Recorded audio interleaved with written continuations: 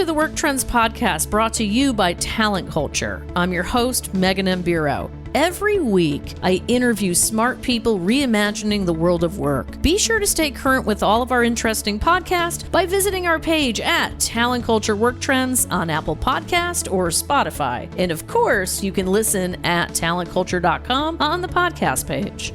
Hello, everyone, and welcome to the Talent Culture Work Trends podcast, sponsored by SAP SuccessFactors. I'm your host, Megan M. Bureau. As the talent culture community knows, skills have evolved from a buzzword to a game changer in the fast-paced world of HR. Over the past 5 years, researchers at SAP SuccessFactors have conducted extensive research and found that a skills-based approach is far more than a trend, it's a necessity. You will hear 4 key approaches to making skills a reality in your organization. Explore a new framework who's going to guide you and learn about the latest technologies that support skills integration. But before we jump into today's podcast, go ahead and ask yourself these 2 questions. Number 1, do you know what a skills-based approach actually means? And number 2, do you have the tools and strategies to effectively gather skills data and put it to use? Let's jump in. Joining us today is Dr. Lauren Park from SAP SuccessFactors.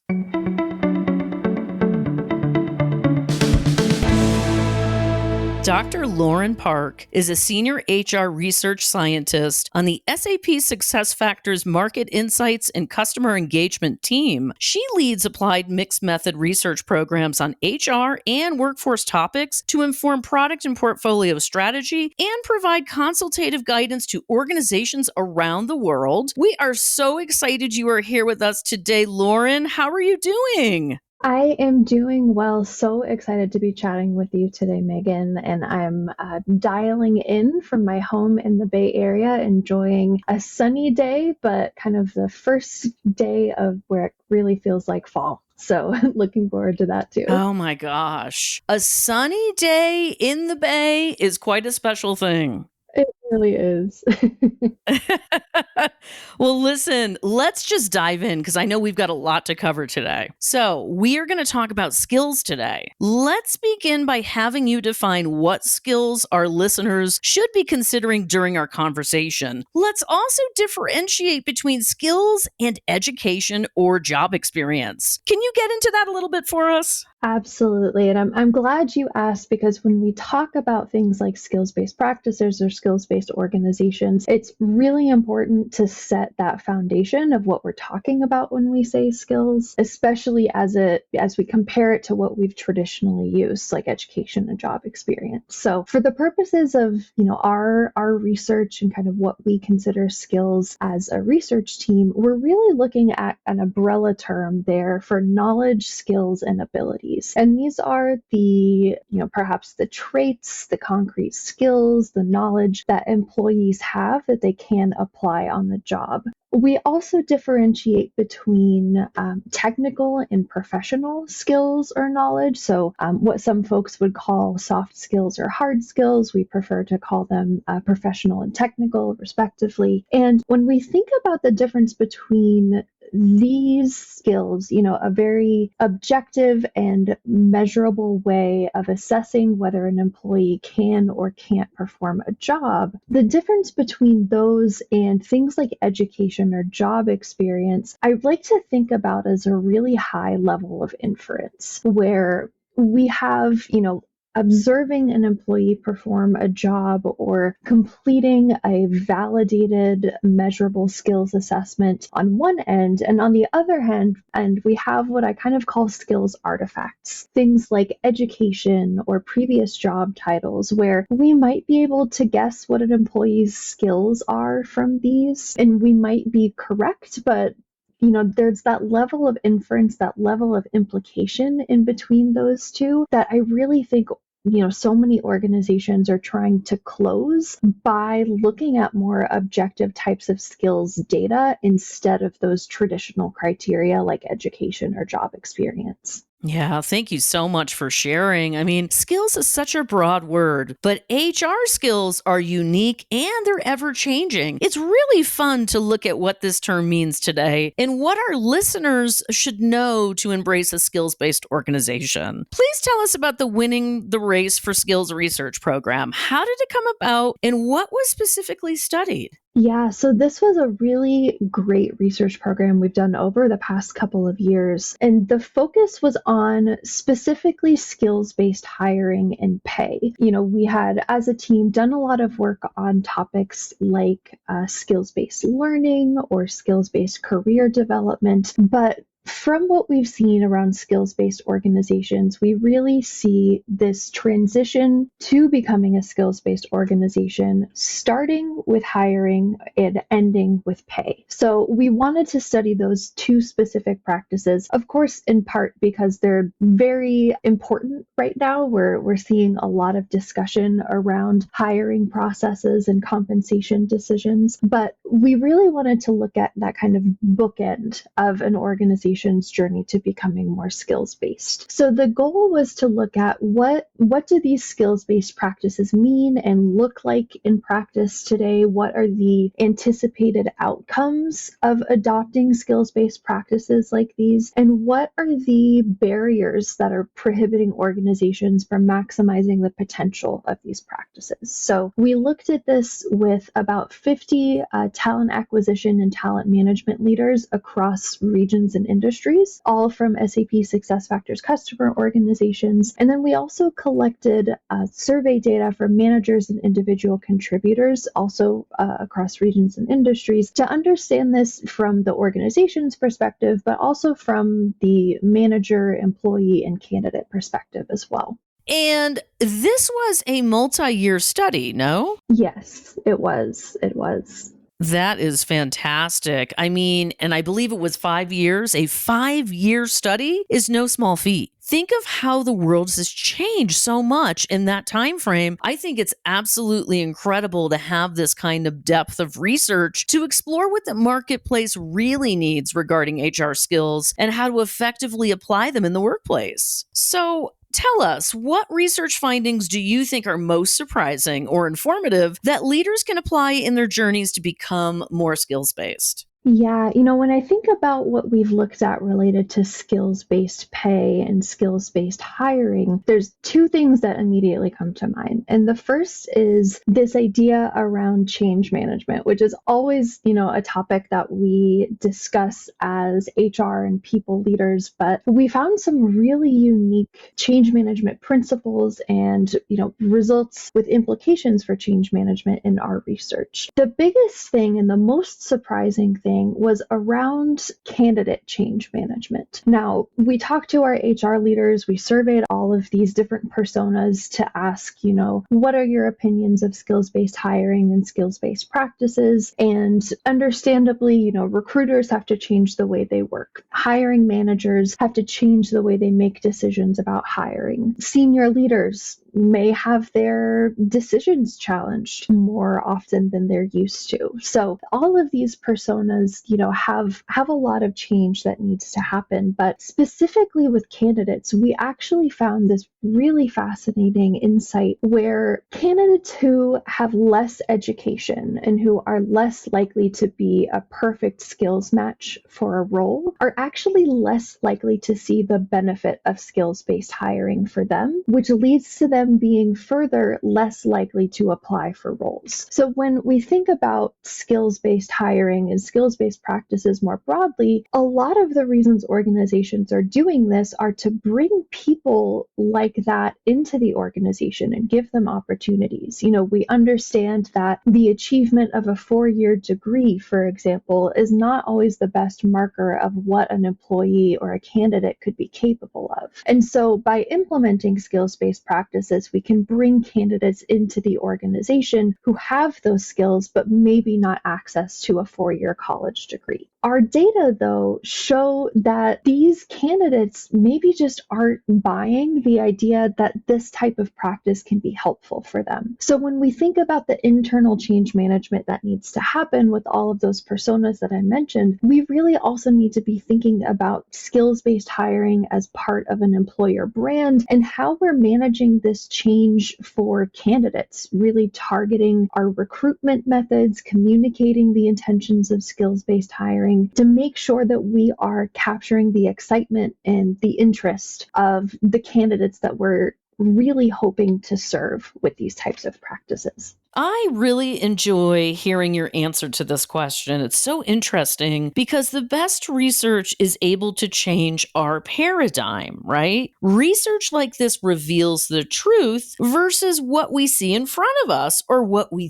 think we know. It also, I think, provides us direction about how to map out a plan to improve. So thank you so much for sharing. Fascinating stuff. Please tell us in a nutshell about these 4 strategies: skills implied, skills included, skills led, and skills based. How are they different, and how is work organized in these situations? Yeah, so this is something that we're really excited about to be able to put forward. And this is really where those 5 years of data, those 6 individual research programs all come together to be very actionable and hopefully helpful for organizations. I'll give a little bit of background on this framework also, because I think it's important to understand how we arrived here. As part of this research, we had a maybe hypothesis that when we look at the parts of a decision, a people-related decision that are made, we expected that a lot of organizations are going to want to move entirely to a skills-based decision-making model, where we're no longer looking at those traditional criteria I mentioned, but what we're really looking at is just skills data.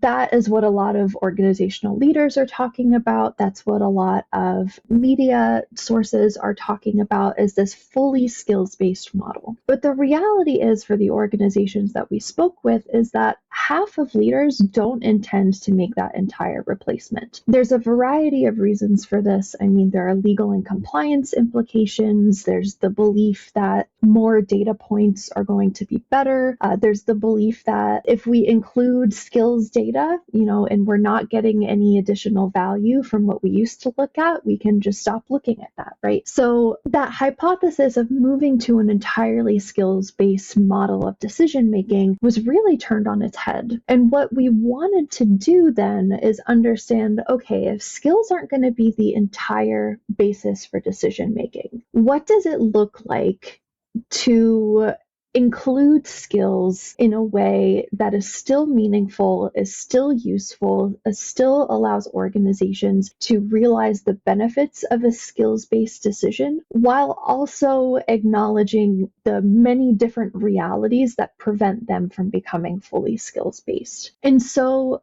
where we landed was this framework and those 4 strategies that you mentioned, where we have on kind of, one side, this skills implied organization, which is kind of, as I was, talking about earlier, this level of inference or this level of implication between objective skills data and skills information and the artifacts that we look at. With skills implied organizations, we're really relying on those artifacts to tell us what we need about a candidate's or an employee's skills. We then, instead of becoming, entirely skills-based from there, which many organizations aren't going to do, we see something like skills included, which is where we're connecting jobs to, often just a few skills. These are primarily technical, and we're really making decisions primarily on traditional criteria, but supplemented by limited skills evaluation. In the context of skills-based pay, we might say something like, the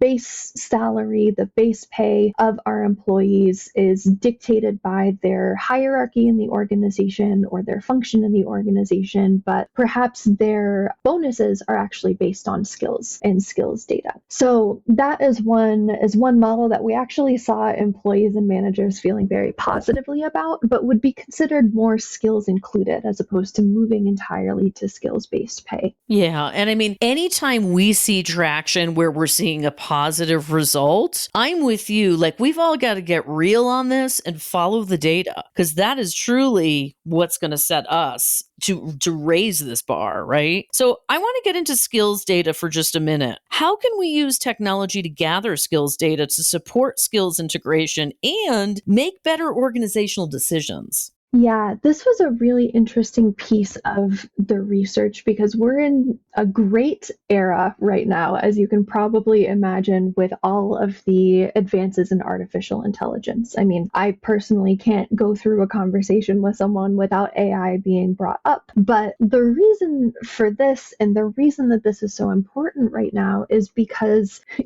AI, the possibilities for AI in allowing us to build skills architectures, in measuring skills, in using skills data are nearly endless. I mean, we have the ability for generative AI to look at an organization's structure, look at all of their documents, and develop a skills architecture that can be flexible and adaptable to the organization's needs. We have the ability for AI to identify types of skills assessments that are going to be best for which types of roles, perhaps even develop those skills assessments. And then, of course, using that data and things like matching candidates to roles. But what I'm most excited about seeing, and I'm really hoping to see a lot of maturity come in this space, is the idea that we can use all of this rich skills data to continue to feed those models and just improve the skills-based hiring process over and over again. So things like using data to translate between an internal language that a company has about skills and what those skills are called in the external market. That's an area where AI can play a really huge role. And using data to, as I mentioned, create skills tests or skills-based interview questions from job descriptions, really improving skills measurement and making this more evidence-based. So a lot of really exciting advances going on in this space. And I think with this, the possibilities for organizations, even if they're not moving to an entirely skills-based model, the possibilities are just so much more accessible than they have been in the past. This is a giant piece of the puzzle, isn't it? We have the tools available to effectively measure skills, but we need to understand how to effectively use this information. And it's so important. And clearly, this is an area where SAP SuccessFactors shines. So, Dr. Lauren Park, I want to thank you for stopping by today. Thank you so much, Megan. It was a pleasure.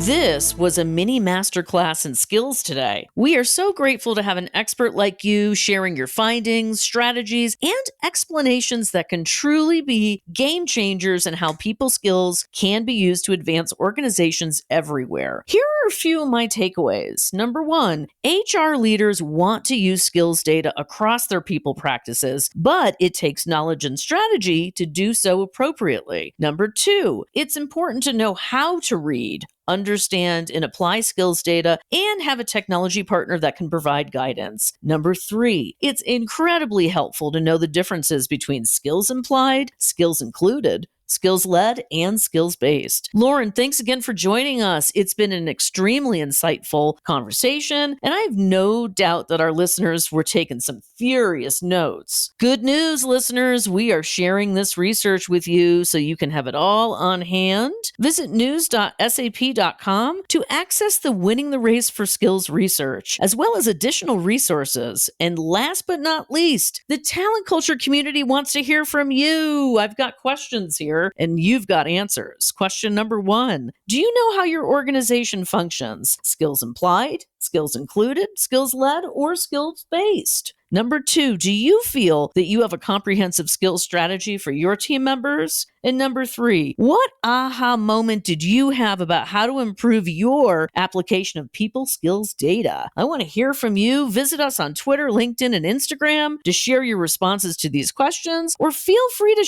give me a shout out at Megan M. Bureau on the socials or mbureau@talentculture.com. And as always, I'll do it again. As always, thanks for listening to the Work Trends Podcast. It's a place to find meaningful connections at work. If you love what we do here, make sure to share this podcast with your friends and your colleagues. Send us a question on the socials using the hashtag WorkTrends. See you soon.